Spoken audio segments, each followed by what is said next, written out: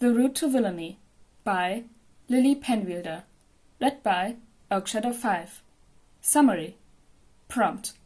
Izuku doesn't realize how fucked up his past was until Aizawa does an immersive class on villain origins. Whoops. Izuku Midoriya has been afraid of many things in his life. Kachan, disappointing his mother. Kachan, dying at the hands of the sludge villain. Kachan, disappointing All Might. Having to fight All For One or Shigaraki or the League. Kachan, failing and disappointing everyone. Watching all his friends die. And also Kachan. He can honestly say, though, that this is the first time he's been sitting in his desk, quaking in fear at an oral report. A 5-minute presentation. And he's not even the one that needs to speak. It had all started last week when Aizawa had walked into homeroom and written 3 words on the board. Route to Villainy. He'd underlined the words and then added another word beneath it. Origins.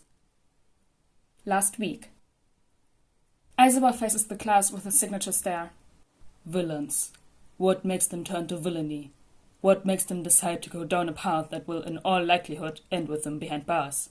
This class is usually taught in 3rd year, but since you've all come into close contact with villains already, it was moved up the curriculum. The room is silent as Aizawa continues. You will find what motivates them differs from villain to villain, and the vast majority of them don't even consider what they are doing as wrong. In fact, most villains turn to crime for one reason alone. They were failed by the hero system. There's a sharp intake of breath, a couple shocked gasps, but Aizawa continues undisturbed. This is a fact of life as heroes. You can't save everyone. You can't be everywhere at once, and sometimes people fall through the cracks. This doesn't make it our fault, just our responsibility. At the end of the day, no matter a villain's origin story, it still all comes down to a choice. But it doesn't hurt to understand why. The class is silent as they hang on his every word. Over the course of the next week, each of you will be taken off campus to interview a low-level villain in prison. You will be accompanied by myself, both for safety as well as to grade your overall performance. The interviewing itself and subsequent note-taking will be all on you, so make sure you adequately prepare in advance. Upon your return to campus, you will have the rest of the week to compile what you've learned into an essay and prepare a separate 5-minute speech to share with the class on why that particular villain chose to go down this route. Yes, Ida? The boy lowers his hand and gestures slightly as he speaks. Is it really safe for UA to be exposing us to villains one-on-one? What if the fiends are simply using this as a way to get us off campus? Aizawa sighs. You'd be surprised at how many villains jump at the chance to share their tales of woe. A willing audience that will then be writing up what is essentially their life story, and then providing them with a free copy is something most incarcerated villains would kill for. The incident of 5 years ago flashes through his mind, and he mumbles under his breath. Have killed for. The list of villains approved for the study is passed around. Aizawa stops Midoriya from taking one. Not you, problem child. You've been requested and I've already approved. Requested? By who? 20 minutes ago. And that's when Stain officially shed his persona as a vigilante and chose to become the hero killer instead. Izuku had volunteered to go first, but now, with the class staring at him in shock, he is rapidly coming to regret it. Did I talk too much? Too little? Too fast? Oh god, did I mumble? I should have let someone else go first. What if I...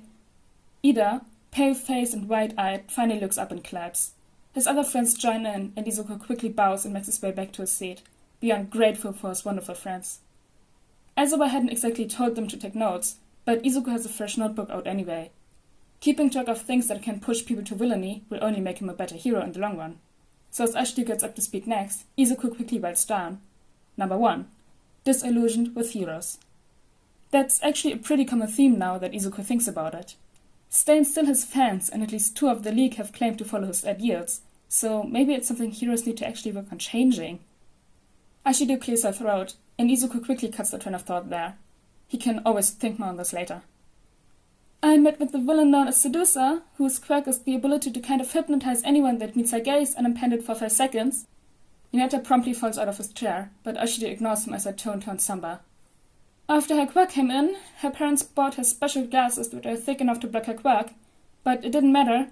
Once her classmates found out, she was ostracized, and even her teachers didn't want to acknowledge her. It came to a point where she couldn't even lift her head without being accused of trying to use her quirk. She was even physically attacked a few times, and the teachers just turned the other way without intervening at all. As she got older, she started thinking that if she was going to be treated as a villain anyway, then she may as well gain something from it.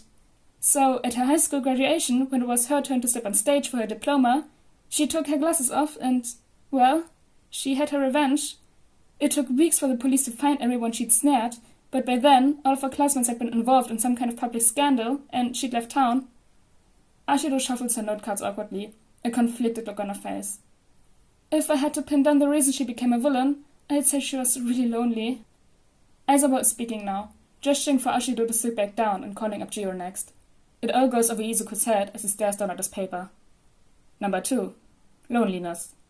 Number 3. Isolation from peers. There's a feeling creeping up in him, because kids are cruel, and he can't imagine what Sedusa went through. Well, actually though, he can. And isn't that something? He tugs at his necktie lightly and listens as Jiro begins. Present. Number 4. They were ignored when they asked for help. Number 5. Nobody believed they'd ever amount to much. Number 6. Their best friend turned on them for something they couldn't control. Izuku licks dry lips and digs his nail into his palms. This is fine. He's fine. Everything is fine. Ida gets up next and Izuku can't hold back a flinch. It's just a speech, a 5-minute presentation, but he's never been more terrified in his life. When Reaper was around 5 years old, her father left, ostensibly to work overseas. She later discovered that he had abandoned his family because he was afraid of her quirk. Her mother struggled to provide for her, both financially as well as parentally. Reaper would come home from school covered in bruises, but her mother was too tired to notice, and so... Izuku's heart stutters as something grips it tightly. He's starting to feel floaty, detached. Like he's listening and watching and still writing down observations, but at the same time it's like he isn't here at all. His pen drags on the paper as he fights the urge to disassociate fully. Number 7. Abandoned by their father for something they couldn't control. Number 8. No one noticed they were being bullied. He knows his classmates would keep things simpler, would write simple things like no friends or abandoned because of their quirk, but that feels too harsh to Izuku, too clinical. Izuku understands their pain, understands that it's not the fact that they were judged for the quirk that hurts, but the fact that a child cannot choose what they are born with. They were blameless and yet were judged as if it were their fault, as if I had any chance in being born quirkless. His head snaps up in horror, the fog receding in an instant. No, not me. The villains. It's not the same. The words don't ring true, even to himself. Probably because they aren't. Eijiro is called up last. He's a bit nervous, honestly. About 3 of the villains had had some form of extreme bullying as the root of their convictions, but his is a whole new level. He stands at the front of the class, but immediately wants to cover under the weight of everyone's stares. His mom told him that if he got nervous, he should just picture everyone in their underwear, but that's just going to make him laugh. And laughing right now would be wrong on so many levels. Not manly at all. So instead, Eijiro picks at the kindest kid in the class to focus on while talking. Except Midoriya isn't looking too good. Aizawa coughs slightly and Eijiro rubs the back of his head. Sorry. Heavy stuff here. Midoriya sinks even lower into his seat, which is weird, but Eijiro's not gonna puzzle that out right now. He's got a speech to give. Remote control was the only quirkless kid in. Midoriya falls out of his chair. Eijiro immediately stops and moves to help him, but almost as soon as the green-haired boy had hit the ground, Bakugo had casually grabbed his wrist and hauled him back to his feet. Midoriya flinches, hand dragging out of his classmate's hold. He steps back and holds up his hands. I'm good. Sorry, I must have zoned out for a second there. He bows to Kirishima before retaking his seat and rubbing the back of his head sheepishly, but his eyes stay glued to the ground. His friends are all looking overly concerned, so Eijiro quickly continues his speech to take the focus off. It's the least he can do for a manly guy like Midoriya. Remote control was the only quirkless kid in the school and was treated as different from everyone else. It started out as calling him fragile and keeping him from playing with them, but eventually he devolved into acting like he wasn't even there. His classmates would often speak badly about him, while both he and even the teachers were right there, but nobody ever said anything about it. Which really pisses Eijiro off, but he has to stay objective while giving over the facts. It got really bad around high school. Izuku keeps his head down as Kirishima heads back to his seat. His pen presses against the paper so hard it scars a line through the page. Number 29. Being suicide baited. The pen slips through his fingers as his hands start to shake. That makes 25. 25 things that he went through that villains have stated is bad enough to justify. He feels nauseous and ill, and has to press a hand over his mouth as Aizawa-sensei claps his hands together for silence. I am sure some of you have already realized, but the point of this class is to show you how easy it is for people to become villains. It doesn't take as much as you'd think. In fact, studies show that most, if not all children have faced at least one of these struggles throughout their childhood. To that end, we'll be doing a little experiment. He motions with his hand and holds out a stack of papers. Ida practically leaps to his feet to start handing them out. This is the official list of top 10 contributions to a villainous mental state. I want everyone to cross out everything you haven't gone through personally, and then tally your score with what's left. We'll review the results in a minute. Izuku grips his fists tightly to try and stop the shaking, but luckily Ida simply places the page on his desk and moves on. Izuku side-eyes it and resists the urge to push it off his desk. That would be stupid. And childish. And he'd still have to do the assignment. He'd just have to pick his paper up first. He touches it gingerly with the barest tip of his finger and slowly slides it in front of himself. He doesn't want to look. Can already guess what the paper will say based on his own notes in the presentation. He already knows he'll be hitting at least half the scenarios on the list. But maybe he'll be able to cross off 4? Maybe 3? Please? He squeezes his fists one last time before picking up his pen. Here goes nothing. 1. Being picked on or bullied on a daily basis. 2. Lack of support from teachers or authority figures. 3. Lack of support from family members. 4. Were categorically shunned by peers or family. 5. Being told on a daily basis that your dreams are unrealistic. 6. Having a loved one or a very important person suddenly leave your life. 7. Being discriminated against for having what is referred to as a villainous quirk. 8. Asking for help and being denied, ignored, or blamed for the situation instead. 9. Being emotionally or physically hurt by a pro-hero. 10. Being discriminated against for being quirkless. Izuku tugs on his necktie with numb fingers. His throat is dry and he can feel his heart racing as he forces himself to take steady breaths. At least he can cross off 1. He draws a shaky line through number 7, and in the box at the top for his score, he manages an even shakier 9. Eiichiro startles at the tiny clattering sound that seems to shatter the silence of the classroom. His head jerks up to see Midoriya's pen rolling along the floor. The boy himself doesn't seem to care about it, white-green eyes staring unblinking and straight ahead. May I be excused, sensei? Eiichiro frowns at the emotionless and scratchy tone of voice, so contradictory to the brightness and cheer of Midoriya's usual way of speech. He's not the only one staring at the boy in concern.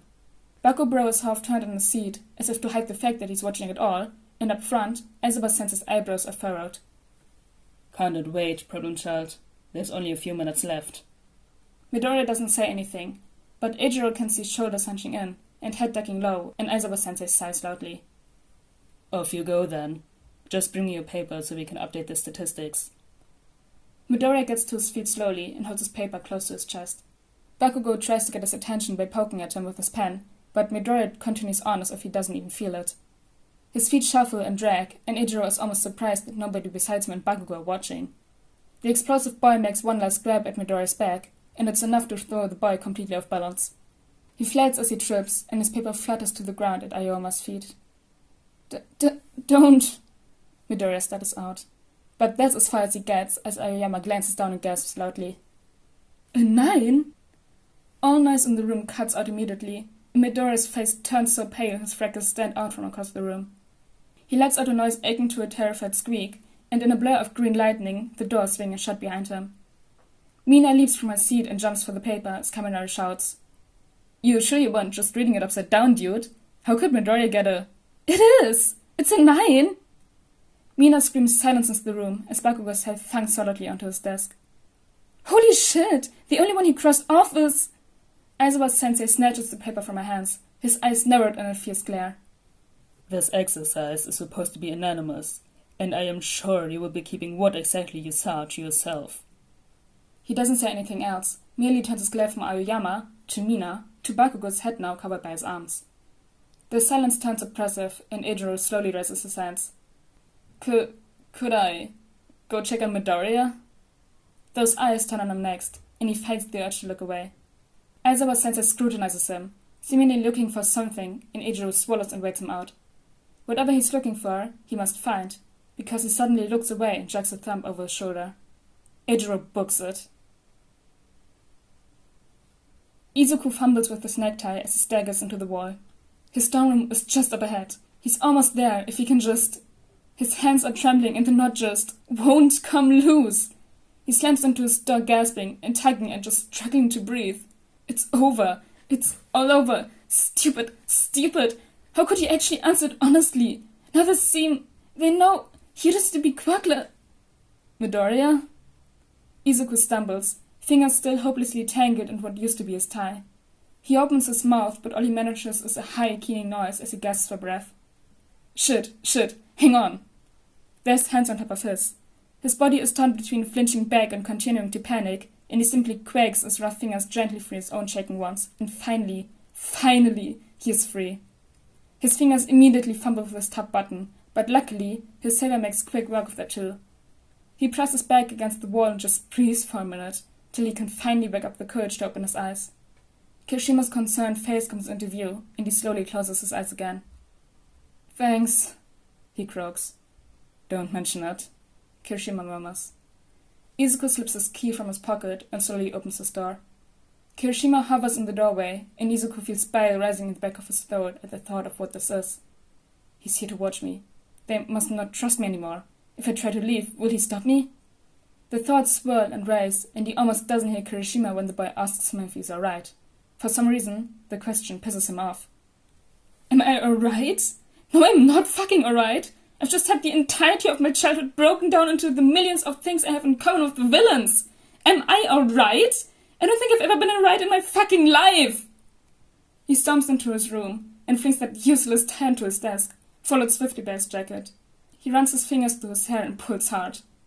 Fuck! This is so stupid! I can't believe after everything, this is what's going to get me expelled! What? Dude, no! They're not gonna expel you because you got high in some social experiment. Izuku laughs. Kirishima is naive. He doesn't understand. Izuku's been threatened with expulsions for less before. He laughs again, but it catches on a sob, and he shakes his head rapidly as he grips his hair tighter. You don't get it! I could have been a villain! I should have been a villain! If All Might hadn't seen me run in to save Kachin from that sludge guy, then I wouldn't even be here! Kirishima blinks, looking startled, and Izuku ducks his head lower, already preparing to be pushed away, written off, abandoned by another friend. That was you? The tone is so soft, reverent almost, and Izuku flushes and looks up despite himself. What?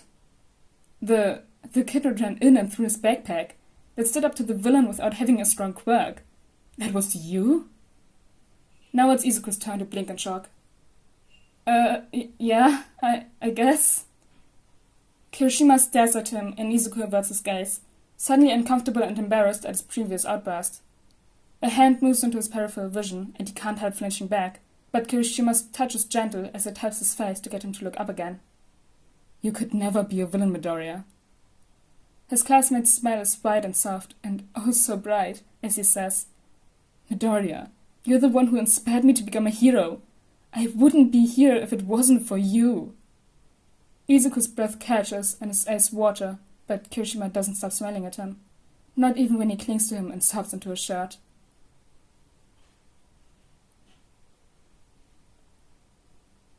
I really love this one shot. It's one of my favorites because it just gets Izuku to realize how bad his childhood was and how bad he was treated. And it's just so well written with the focus between Izuku and Kirishima, like outside perspective of Izuku just having a mental crisis. But also, this is the 2 weeks later 300 subscriber special. I wrote a community post explaining why it's so late. But despite of that, thank you all for 300 subscribers and now even more. And thank you for listening to the stuff I just talk and read aloud for you. And I hope you continue to enjoy my podfics. And the 100th chapter, if we continue with my update schedule as it is, will be out on the 8th of December, so like on the 11-month special, which is really cool. Like, it's the special and also the 100th chapter. But anyways, guys, I hope you all enjoyed A Route to Villainy, and I'll see you all on Wednesday for the next chapter of Viridian. Bye!